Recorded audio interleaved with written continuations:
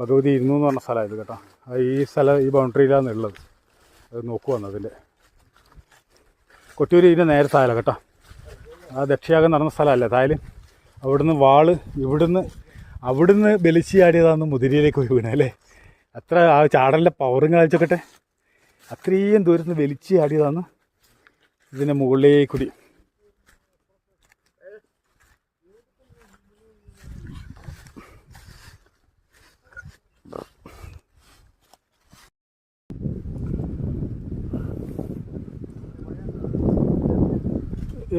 ഇതിലെ പോയി എടുത്തോ.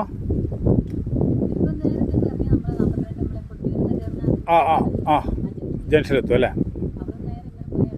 എടമേന ഈ നേരെ താഴെ കൊട്ടിയൂരല്ലേ. ഇനി എന്നാലോ കൊട്ടിയൂർ. അതെ അതെ ആ ആ ആ കാലാകാലങ്ങളായിട്ട് ഇവിടെ വന്ന് ഓരോ കർമ്മങ്ങൾ ചെയ്യുന്ന ആൾക്കാരാണ്. അതെ അതെ അതെ.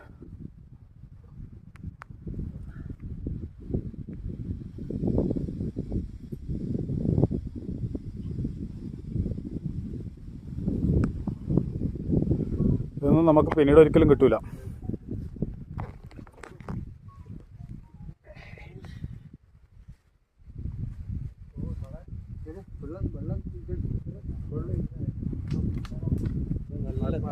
ഓ നല്ലതാണ്. ഇപ്പോൾ ഒട്ടാ മാറിയില്ലേ ക്ലൈമറ്റ്, പെട്ടെന്ന് സെക്കൻഡ് കൊണ്ട് മാറിയില്ലേ.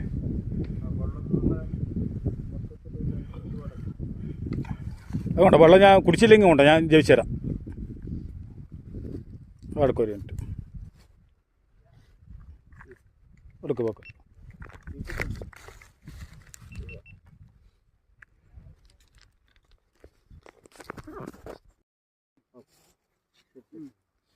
വെറുതെ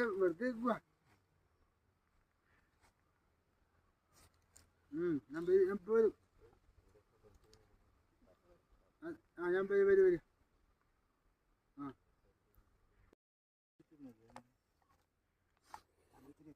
ഇത് അപൂർവ കാഴ്ചയാണ് കേട്ടോ. നിങ്ങൾക്ക് ഒരിക്കലും ഇത് കാണാൻ പറ്റാത്ത ഒരു കാഴ്ചയാണ്. കൊട്ടിയൂരിൽ നിന്ന് ഭഗവതി നേരെ വന്നിരുന്നത് ഇതിൻ്റെ മുകളിലാണ്.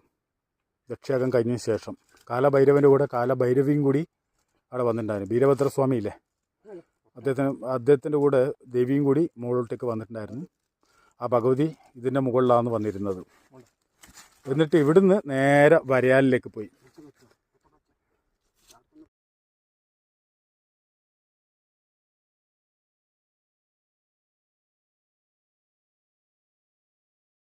ദേവി നമുക്ക് തന്നു. ശരിക്കും പറഞ്ഞാൽ നമ്മൾ ദേവീനെ പിന്തുടർന്ന് പോയപ്പം ദേവി നമുക്ക് തന്ന ഏറ്റവും വലിയ